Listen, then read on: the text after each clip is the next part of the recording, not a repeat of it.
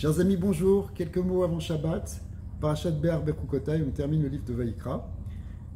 Béar s'ouvre sur la mitzvah de Shemitah. Shemitah, c'est la mitzvah du Shabbat de la terre. C'est-à-dire qu'on va travailler la terre pendant 6 ans. Et la 7e année, on va se reposer, on va reposer la terre. C'est-à-dire qu'il n'y aura pas de travaux de labour, de semailles, ni de récolte.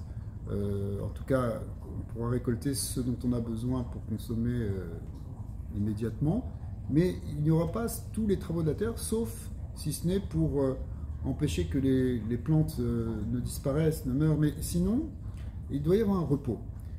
La Torah nous promet que si on fait ce repos de la terre, eh bien, il y aura une bénédiction, on pourra même consommer des fruits qui auront été semés la 6e année, on pourra les consommer la 7e et même jusqu'à la 8e année. Donc les récoltes auront une bénédiction.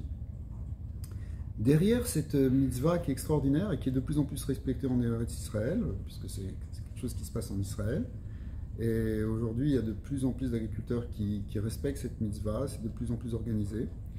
Il y a une dimension aussi symbolique et des cycles, on pourrait dire des cycles cosmiques. On retrouve cette idée d'abord premièrement dans le 6 et le 7 qu'on a toutes les semaines, c'est-à-dire pendant 6 jours on travaille et le 7e jour on se repose, on fait Shabbat.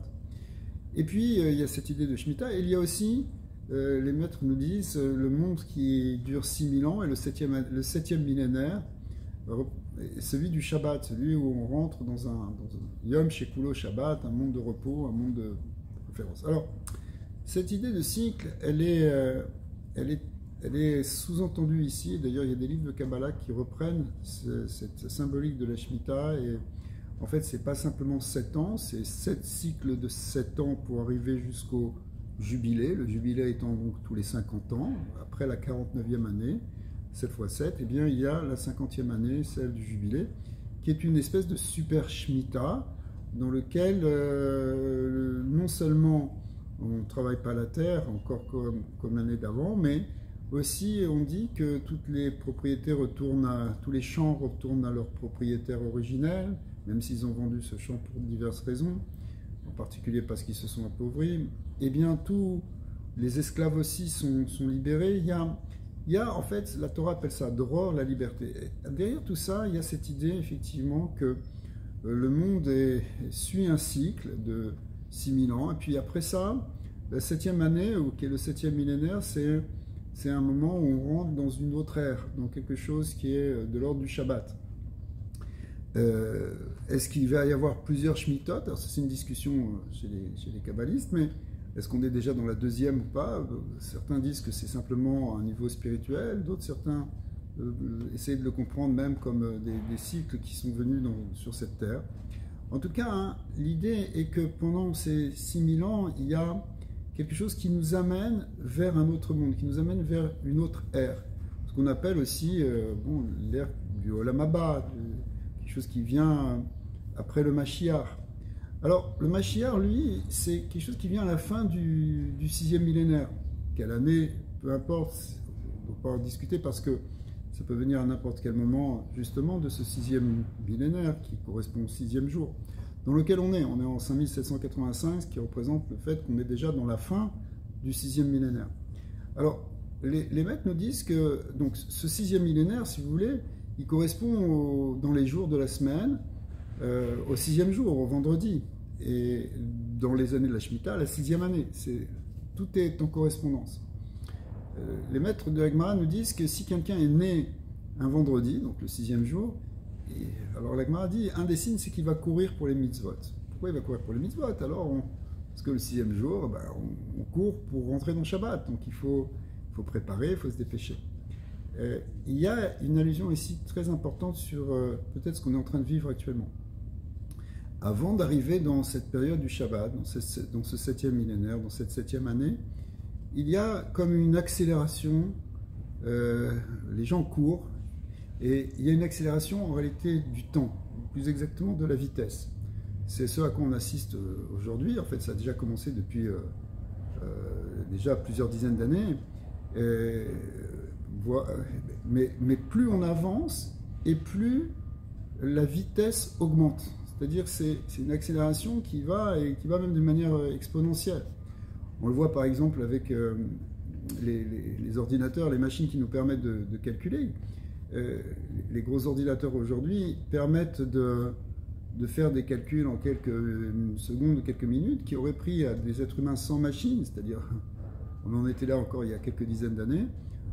Ça aurait pris justement plusieurs dizaines d'années pour faire ces calculs qu'on fait maintenant en 2 minutes.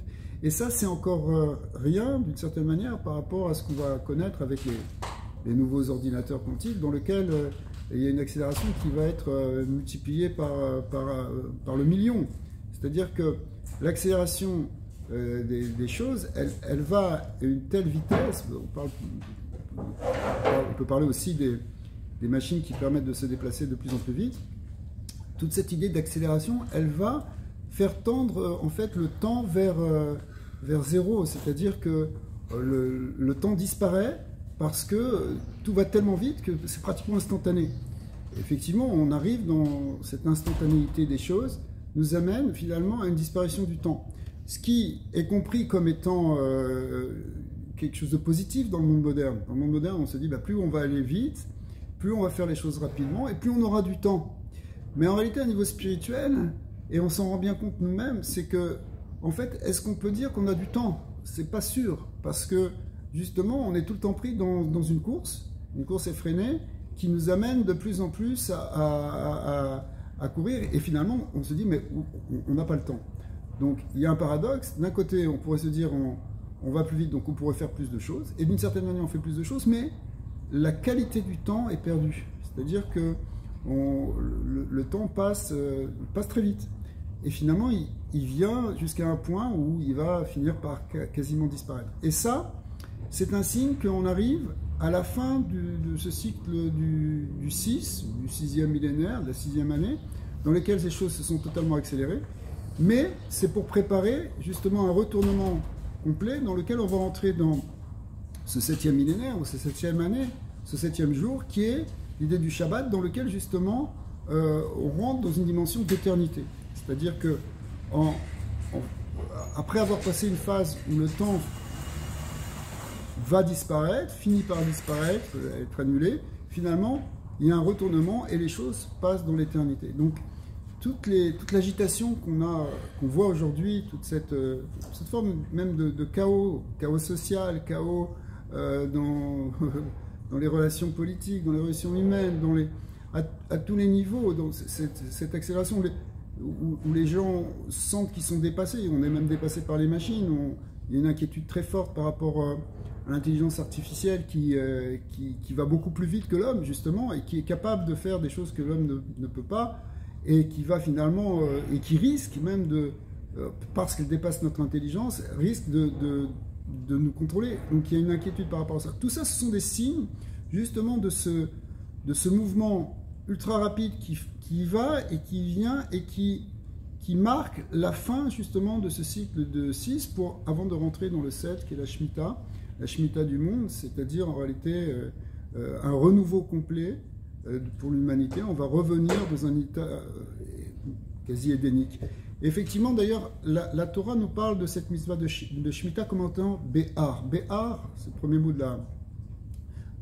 enfin, c'est le début de cette paracha, ça veut dire sur la montagne, parce que tout ça a été dit au Har Sinaï, et le Har Sinaï était en fait le début, c'était le début de la révélation de la Torah, et donc de la connaissance que va porter le peuple juif, et qui va le porter d'ailleurs pour toute l'humanité. C'est une révélation qui a une influence sur l'humanité. Donc c'était comme un départ de quelque chose, d'un nouveau cycle, avec la révélation sinaïtique.